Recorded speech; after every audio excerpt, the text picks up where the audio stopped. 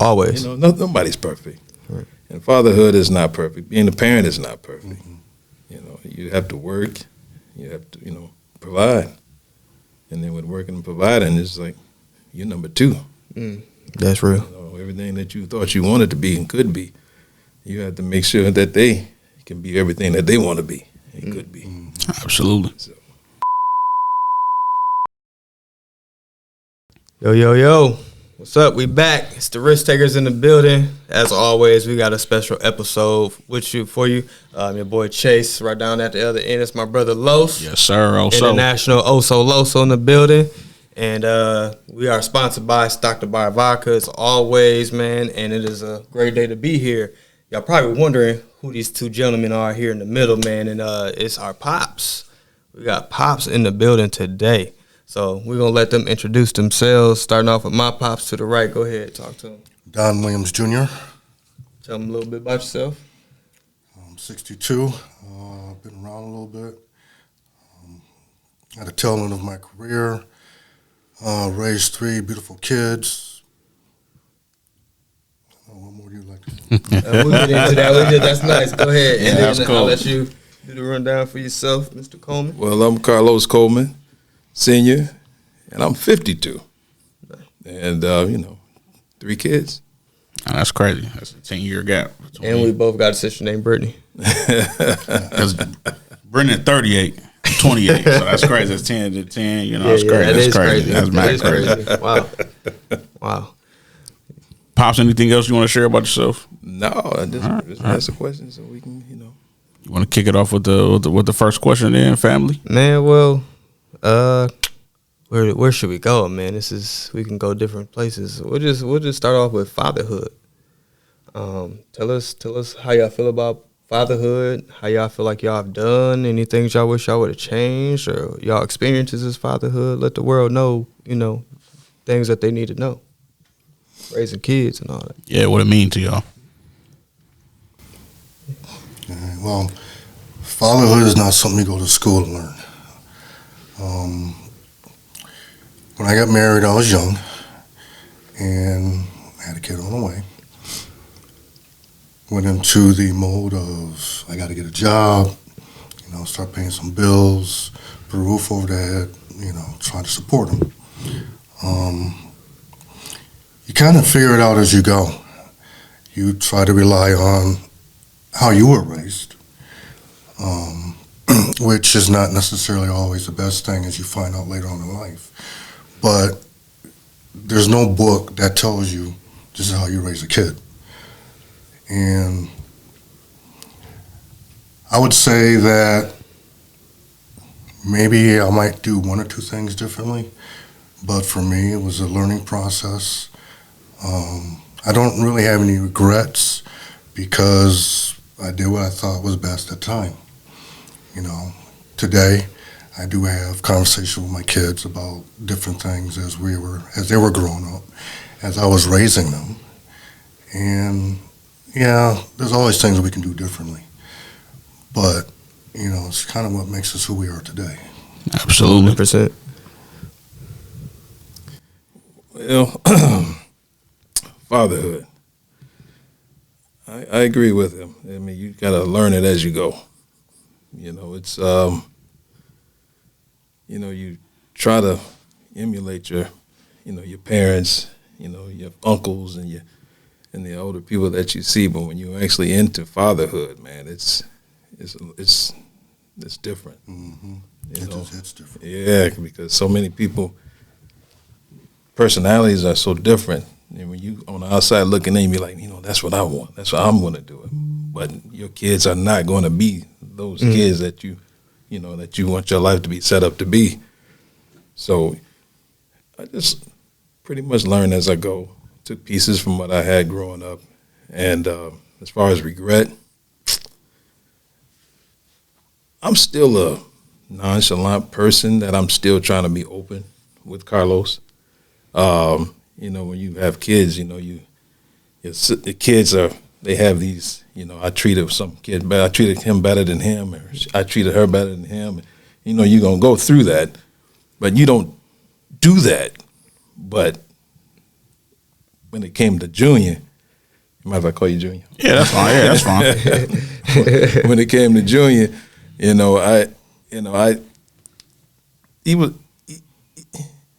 he sort of liked me, and when I say he sort of liked me, that he didn't need much nurturing. I don't know if I should say nurturing, but that's a good word. He knows what he wants, sort of like me, and he does and he doesn't. I was always told I'm nonchalant. I just kind of go with the wind and do what I want to do. Then he may have got upset with me a few times because I may have paid attention to his younger brother a little bit more. But they're different, and I had to treat them differently because they are different. They're not the same. Right. But in his eyes, he may see it as I'm doing more for him, but I'm doing less for him. So if I can do anything different, I probably talk more and explain myself more instead of being more, it's what I say, and just have an open conversation, Right. Have a good dialogue and not waiting till now to be able to have a conversation about certain things or talk about certain things that I've done. Back then, we're talking about now. Right. Well, not now, but, recent years, we talked about certain things that I've done back then, so, it's a work in progress. Always. Nobody's perfect. Right. And fatherhood is not perfect. Being a parent is not perfect. You have to work, you have to, provide. And then with working and providing, it's like you're number two. That's real. Everything that you thought you wanted to be and could be, you have to make sure that they can be everything that they want to be and could be. Absolutely. So that's probably the only thing I would change is be more open and talk more. I appreciate that. That was cool. It's so funny that one of the things that my dad did say to me growing up, that we was talking about how Oso was saying, like, man, when you was looking at one of the guests, you was cutting your eyes, and I was like, man, because when we was growing up, he was like, don't be cutting your eyes at me, man. So it was funny when Oso said that. I was like, oh man, that took me back to my adolescence. But what were some of the things that time get away from everybody? Time is something that we can't physically grasp, and we can never have enough of. What were some of the things that growing up that y'all feel like y'all wanted to attempt, that didn't have the time to, maybe sports or arts or movies, whatever, something that's like, man, if I could go back to my adolescence, this is something that I wish I could have put a little bit more stock in. You mean before kids? Before kids, yes, y'all adolescents. You want me to go? Yeah, you can go. Just probably studies. I never really was a book guy. I just did enough to get by, to be honest with you. I didn't think about college until I got in high school, and then these guys put me, oh man, you good in this, you good in that, And by the time I thought I was good in it, then I was a Prop 48. so then it kind of derailed, what I wanted to do, because I didn't have the academics to, go to a university or a state school. I went to JUCO, so. But, I just probably would have been a little bit more in the books. What is it that you wanted to do? Oh, man. I grew up around a lot of people that had jobs, man, that worked in factories, bus drivers, and I just liked that life, man, and just coming home, relaxing, and just chilling, and just, having a family. I mean, that's what I wanted to do. Like I said, when you're in school, you got these people gassing you up, like, oh, man, you good at basketball, you good at football. And then you kind of go that way because, they pumped your head up so high, they're thinking you this and that, but, I was never a superstar, but I was decent. You had some records at, Battle Creek Central, though, Yeah. Don't sleep on yourself. In newspapers, he got all the newspapers right. still at What are home. you talking about? When he was You doing kids, something. Yeah, your dad was in a newspaper. You know what I'm saying? All right. Talk that talk. Okay, I got the high jump record in Southwestern High School in Battle Creek. I jumped 6'4" in high jump as a sophomore. Yeah, I mean, that's it. And he played against Chris Webber in high school. I didn't play against Chris Webber. I played with Kenya Murray. Got you. But I didn't play varsity that year when he played Webber. That's the year that no, let me back up. I think Chris Webber won the Mr. Basketball, and then Kenya Murray won the Mr. Basketball. Yeah, but that was the year that Chris Webber won Mr. Basketball is when he came to Battle Creek in '91 and played against Kenya Murray, which was the next Mr. Basketball. So you went to Country Day, right? Yep. He went to Country Day. And then Kenya went to Iowa. Well, Kenya went to Battle Creek Central. Okay. And then went to Iowa. Yeah. Fire. And his two sons, I believe, playing for Sacramento. Yep. With the Twins. I think, yep. Yeah. Yep. Fire. Something like that. I don't know the whole story. I don't follow, but yeah, I played with Kenya. Fire. Yeah, I wasn't that good. That's just a little story. You know, you talk about, yeah, man, I played with him. You know, you ain't really played with him. I played with him at Jace. You know, junior varsity. Peer group. Same peer group. Playing in the park and all that kind of stuff, you know. Pops. That's a good question. I guess my claim to fame, as I was growing up, I used to always love to draw. I loved art. Tell them where you from? Where you grew up I was born in Detroit, but I pretty much grew up in New Jersey. I had pieces that went up in the Grand Rapids Art Museum and CC Nice. an art show. Okay. Really, really loved it.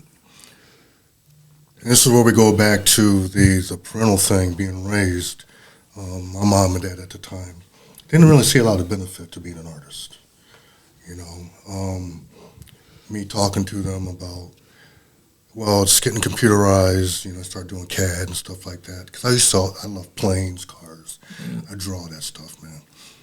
I had probably every Hot Wheel on the planet at that time. When Nice. I was just a nut about cars. I did a stencil of a 55 Chevy just sitting in a field that went up in the Grand Rapids Art Museum. Nice. I love that. Love that picture. I love drawing and I love the artisticness of it, just to be able to express myself. Well, I went from that to my mom and dad thought, you know what, law is probably a good thing for you. Money and this, that, yeah. I see you shaking your head. You know, and it's just kind of like, you're still thinking about kind of. Point it up. Yeah, just point the mic up a little bit. You're still thinking about, okay, well, you know, mom and dad know best. You know, let me just kind of go ahead and go with that flow. It didn't really work out. I think in life in general, that's probably my biggest regret. I have a funny story similar to what you were talking about as far as the sports. So when I lived in New Jersey, I ran track, ran the 100, 220, 440. The guy that I happened to go to school with was Carlos. Okay.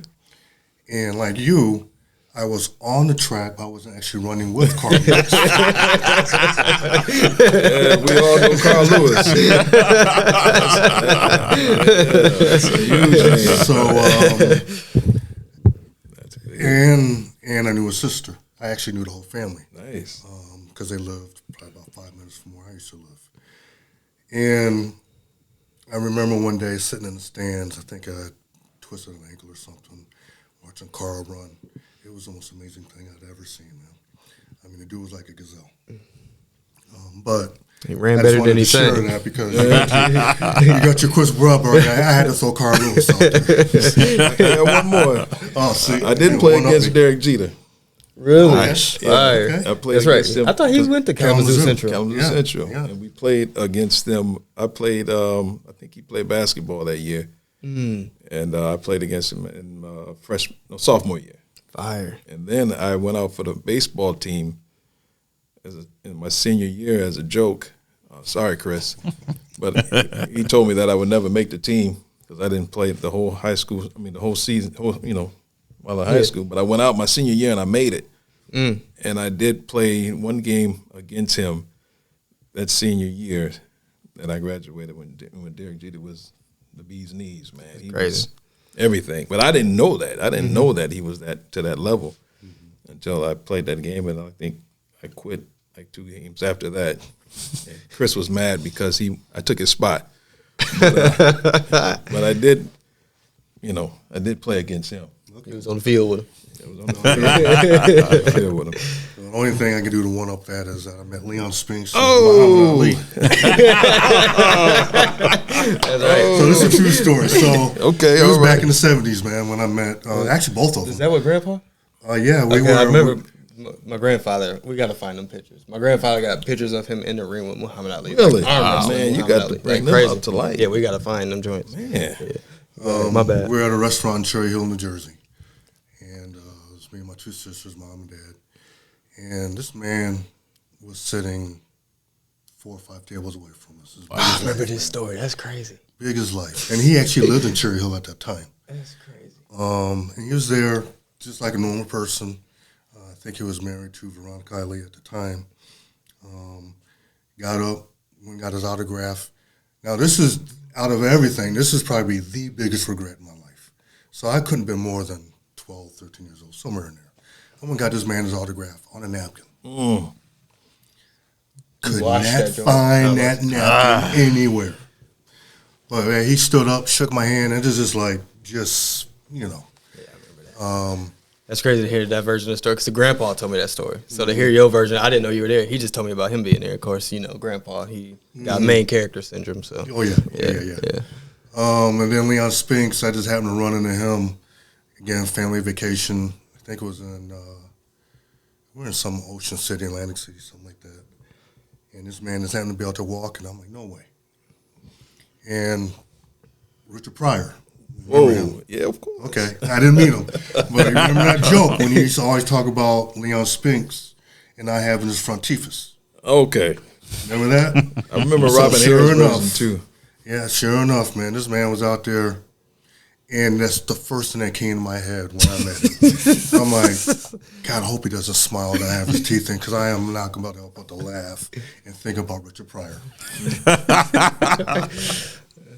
Oh, man. Yeah, Robin Harris had a joke about Leon Spinks, too. Yeah, you have to put that in when you're editing. I'll throw it in. So with that being said, talk about, as you're getting older, then you have kids. I mean, sacrificing, like you said, sacrificing, you become number 2. Talk about that transition from being, just really worried about you to now I got kids and the things that I want don't really necessarily always get put to the forefront. What is that mentality like? How did you deal with that? How long even if it took you a while to get around to it, talk to us about what that's like, the mentality change. For me, it wasn't something that I necessarily consciously felt. There's just certain truths in life as you're raising a family that you have to realize, that you have to understand. Where the difference comes in that is your maturity level. I was young when I started to have a family. How old were you when? 20. You were 20 when Brittany was? When she was born. Brittany was born in 84. What year was you born? 63. So you're 21. Okay. 21. 63 and 73. Mm-hmm. That's how old you was when you first? 73. Really, first child? No, born in 73. Okay. Yeah. I was just, yeah. 60. Yep. Okay, I'm sorry to interrupt. I'm sorry. No, you're good. You're good. Because that Keep that 10-year thing going. yeah. So I went from not doing anything else but thinking about myself to having to start to get my hands, arms, mentality around bringing a kid into the world. A lot of things change when you actually witness your first kid being born. And I will tell you this, it's probably one of the most amazing things I've ever watched. It was interesting because everything they say about what a woman goes through during the pregnancy in the labor is actually true, because I think I almost got my arm dislocated from my shoulder a couple of times. But outside of that, it was a bit of a thing, man. At about that moment, it's just kind of like I brought somebody into the world, you know. So then you do start thinking about getting a job and, you know, things. I was in school, you know, going to school, going back to school and all that. I did put on the back burner for a long time because I didn't finish school. You know, I immediately started working and trying to get a roof over our heads and stuff like that. You know, his mom did the same thing. You know, we both were kind of in a mode of, we got stuff we got to do. You know, we got bills that we're going to incur. We got bills that we currently have. You know, baby food, clothing, you know, all that stuff starts to come into play. And you go from shopping for Nikes to looking for onesies and booties. And things like that. So your mindset does change. It's not, for me, it wasn't like this conscious switch that flipped. It was just kind of one of those things that just kind of happened. Well, when you have kids, man, you do things you don't like. This April will be 30 years I've been at the same job. And I worked that job because of family. Did I love the job? No. Did I grow and didn't like the job? Yes. And I mean, is there many times I be like, man, I could have been over here. I could have did this. I could have did that. But then you get so locked into, you know, being responsible that you like, man, be 30 years this April. Yeah. Place called Kent Manufacturing. It's not Kent anymore, but they sold it and changed the name. So, but I've been at 30 years this coming April. You just make sacrifices, man. And you do what you have to do. And I remember when I said I was going to quit, and right when I said I was going to quit, that's when your brother said he was, I don't know, but when he said that, you know, we have 3 grandkids. When he said that, when I was junior, he was having a baby, I immediately went back into work mode because I was ready to quit and do something else. But I just shut down. I just stayed working at the same job that I've been doing because, you know, I have a grandson and I'm trying to, you know, be there for them and be responsible and kind of show them, you know, the whole work ethic as far as doing what you're supposed to do.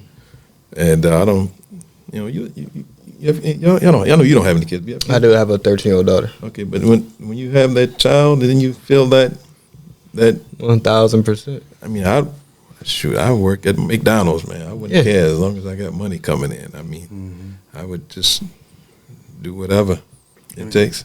And to your point, you know, I went in the steel case. Being in manufacturing was like the last thing on my mind.